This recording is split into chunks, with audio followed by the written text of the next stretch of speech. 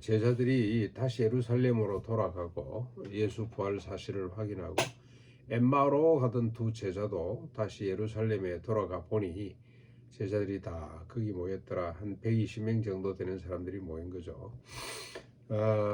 그러고 있는데 예수께서 친히 그들 가운데 나타나셔서 말씀합니다. 너희에게 평강이 있을지어다. 그들이 다 놀라며 예수를 유령으로 생각을 하는데 예수께서 어찌하여 의심하고 두려워하느냐. 내 손과 발을 보고 나인 줄 믿으라. 또는 나를 만져보거라. 유령은 살과 뼈가 없되 나는 너희들 보는 바 같이 있다고 말씀을 합니다. 그러나 제자들이 믿지 못하고 놀랍게만 여기고 있을 때 주님이 여기 무슨 먹을 것이 있느냐 하시자 구원 생선 한 토막을 드렸더니 받아 잡수셨습니다.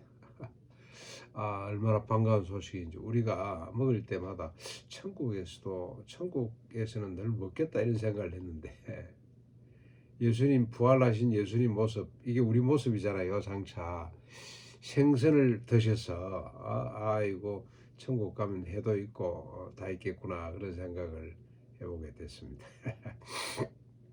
아마 우리도 부활하고 새하늘과 새 땅이 되면 주님 늘 식탁에 우리가 둘러앉아서 같이 늘 먹고 마시고 즐거워 살 것 같아요. 그리고 밖에 나가서 아름다운 산천을 보고 하나님을 찬양하고 이 땅 위에 새하늘과 새 땅이 펼쳐진다 그러니 우리가 그런 소망을 갖고 살았으면 좋겠습니다. 그때는 어린아이가 독사굴에 손을 넣어도 물지 않고 좋다고 장난치고 막 뱀이 웃고 해를 달람달람 하는 것이 아니고 이제는 빵긋빵긋 웃고 그러지 않겠나. 날카로운 이빨들이 다 사라지고 그냥 부드러운 그런 모습으로 즐기지 않을까 그런 생각을 해보게 됩니다. 자, 그리고 주님 말씀합니다. 내가 너희와 함께 있을 때 너희에게 말한 바 곧 모세율법 선자의 글 시편에 나를 가리켜 기록된 모든 것이 이루어져야 하리라 한 말이 이것이라 바로 내가 죽고 3일 만에 부활한 이것이 아니었더냐. 이에 그들의 마음을 열어 성경을 깨닫게 하셨습니다. 하나님이 마음을 열어 주셔야 성경이 깨달아지는 거죠. 성경은 세상의 지식 가지고 읽는 책이 아니에요. 세상의 지식 가지고는 오히려 더 못 믿어요. 그렇죠. 어찌할꼬 주님 밖에는 없습니다 하는 사람들에게 열려줘야, 심지어는 성경을 읽는 것조차도 하나님이 마음을 열어주셔야 되는 거죠.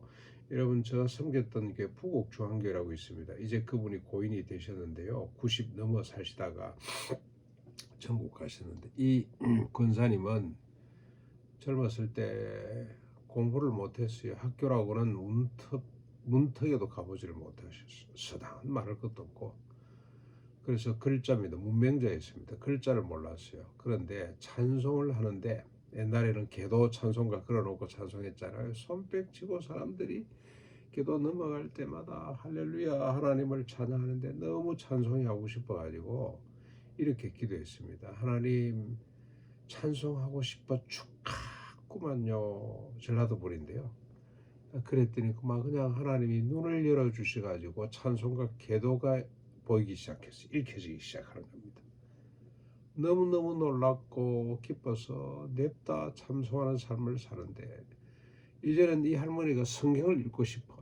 젊었을 때니까 이 권사님이 성경을 읽고 싶어서 성경을 붙들고 하나님 나 성경 읽고 싶어 축하합니다. 그랬더니 눈이 열려서 성경이 읽혀지기 시작하는 겁니다. 참. 그러니 얼마나 성경을 사랑했겠습니까? 끼고 살았어요. 그래서 이분은 신방 갈 때마다 내가 늘 모시고, 우리 교구였기 때문에 그때 제가 전도사였는데 모시고 갑니다. 내가 설교를 해놓고 우리 권사님한테 기도하라고 마지막 기도를 권사님께 하면 저 설교와 그다음에 그 가정에 필요한 모든 것들을 말씀으로 감사가지고 아름답게 요리해서 그 가정에 필요한 위로와 격려와 도전의 말씀을 기도로 쏙 집어넣어 줍니다. 이야,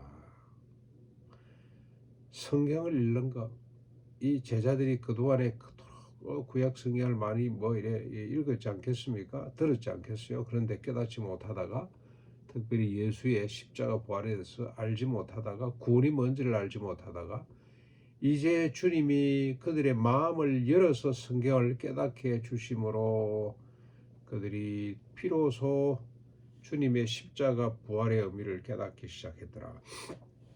주님이 인용한 성경 모세율법 선지자의 글이 뭐겠습니까? 시편이 뭐겠습니까? 저 하나씩만 소개를 하면 여러분 창세기 3장 15절 원시보험이라고 그러죠. 뱀은 여자의 후손의 발꿈치를 상하게 할 것이고 여자의 후손은 머리를 상하게 할 것이다. 십자가 부활에 대한 첫 번째 이야기입니다. 그렇죠? 그 다음에 두 번째 민수기 21장 8절에 여호와께서 모세에게 이르시되 불뱀을 만들어서 창대 곁에 달아라. 누구든지 믿음으로 바라보는 자는 낫게 될 것이다. 이걸 요한은 그대로 인용을 합니다. 예수님 말씀하신 거죠. 예수님 말씀하셨습니다. 그대로 기록을 했는데 모세가 광야에서 뱀을 든 것처럼 인자도 들려야 하리라. 십자가 그리고 부활을 바라보는 자는 삶을 생명을 얻게 될 것이다. 시편에서는 118편 32절 건축자의 버린 돌이 집 모퉁이 머릿돌이 될 것이다. 그 다음에 이사야 에레미야서에 수없이 주님의 십자가 부활에 대한 말씀들이 많이 나오게 됩니다.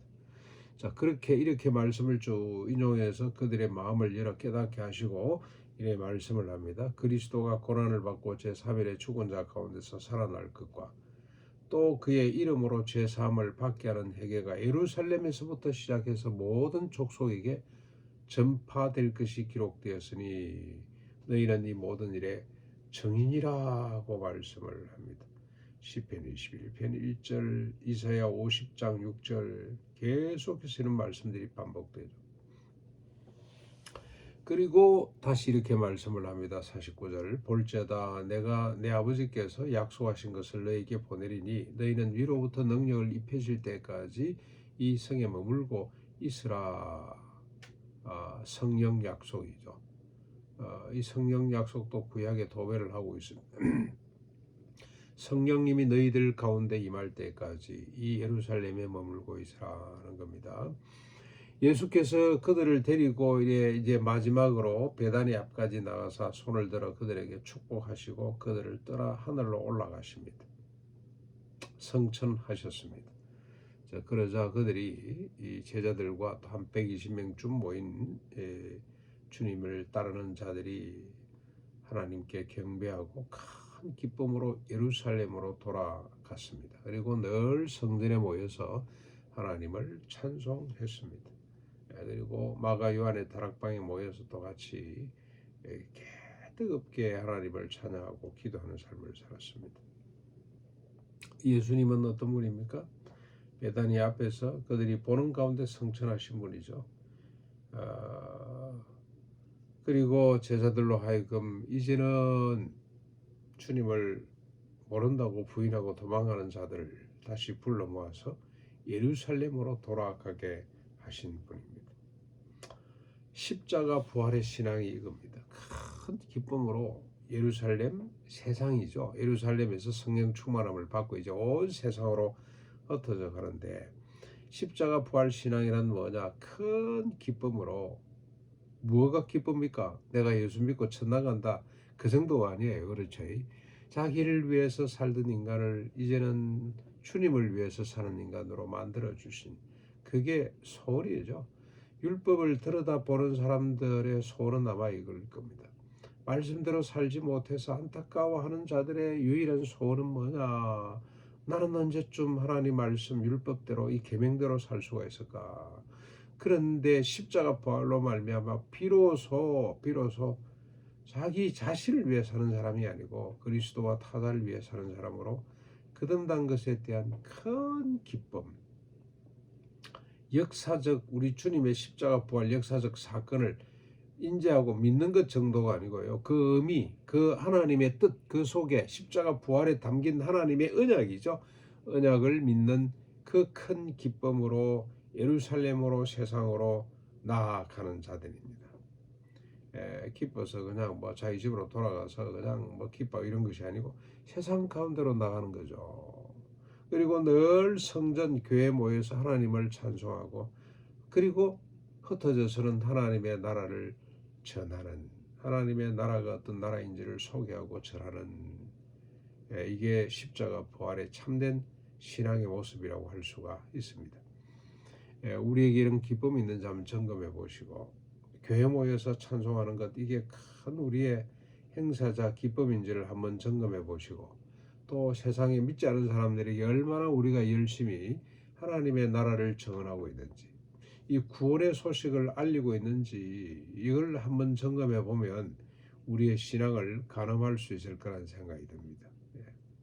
그게 없다면 그런 게 없다면 기쁨과 찬송과 예배가 없고 그게 부담스럽고 전도하는 입이 막혀 있고 하나님의 나라가 뭔지 그게 어떤 영향을 우리에게 미치는지 도무지 경험을 하지 못한다면 우리가 간절히 하나님 앞에 기도해야 됩니다. 하나님 제자들의 마음을 열어서 말씀을 깨닫고 그들이 큰 기쁨에 잠기게 한 것처럼 우리의 마음을 열어서 말씀을 깨닫게 하시고 주님이 이미 성취하신 십자가 부활의 그 영광을 깨닫게 하시고 우리도 큰 기쁨 가운데 주님을 찬양합니다. 하나님의 나라를 복음을 전하는 자가 되게 해주십시오.